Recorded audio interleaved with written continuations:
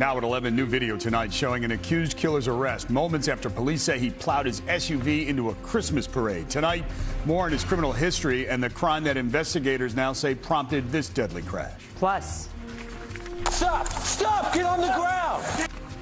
an accused thief with more than 70 prior arrests in custody again, who he's accused of targeting and how police caught him in the act.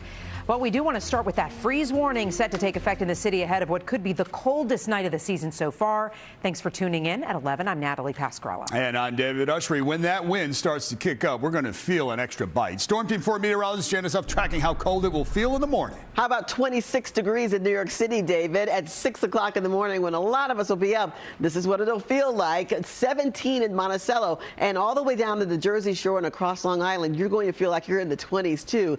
And that's because of the winds, and it won't take much to kick it up. Right now, it's 36 degrees on the thermometer in the city, but it feels like 31, and the breeze is out of the northwest at just 15 miles an hour. Occasionally, we are seeing higher gusts. Right now, it feels like 30 in Monticello, 18 in Monticello, 30 in Islip, and 18 in Monticello, where the winds are gusting now across Long Island between 15 and 25 miles an hour. Yes, the freeze warning is in effect through tomorrow morning for all except Staten Island in terms of the boroughs, and also Hudson County. The temperature's dropping down to 32 degrees in the morning. That's the reason why it's the first hard freeze for New York City.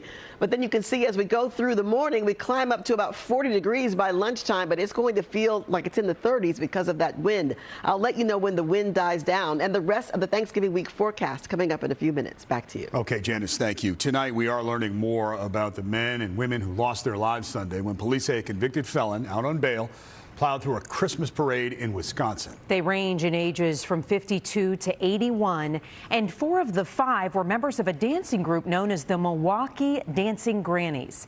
Investigators revealed their identities just hours after officially naming the suspect.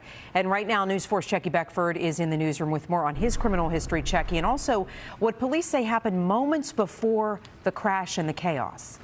That's right, Natalie. Interestingly, Darrell Brooks was jailed earlier this month for allegedly running over the mother of his child. And just minutes before, as you mentioned, the deadly encounter, police say he was involved in a domestic stabbing and fleeing the scene. They still don't know why he drove through that crowd of people celebrating at the beloved Christmas parade.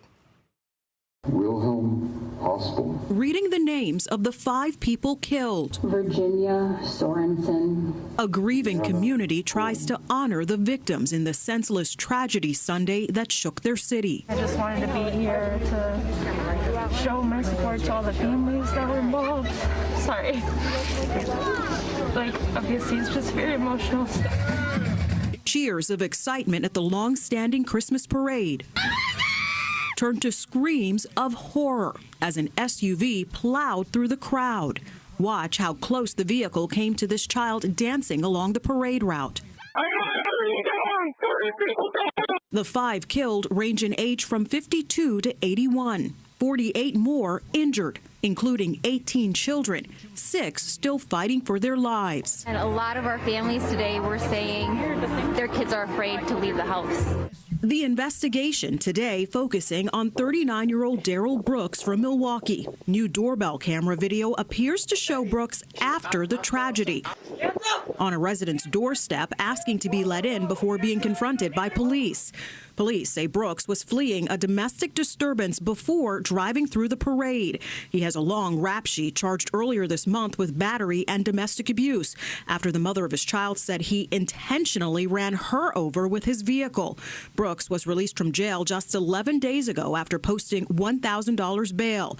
The Milwaukee district attorney today calling that inappropriately low. It just breaks my heart. It just does. So many families who never thought a family event kicking off the holidays would end like this. Now, investigators don't believe terrorism played a role in this tragedy. Brooks due back in court tomorrow, and police say they're referring to the DA. He be charged with 5 counts of intentional homicide. In the newsroom, Checky Beckford, News 4, New York. All right, Checky, thank you for the latest there.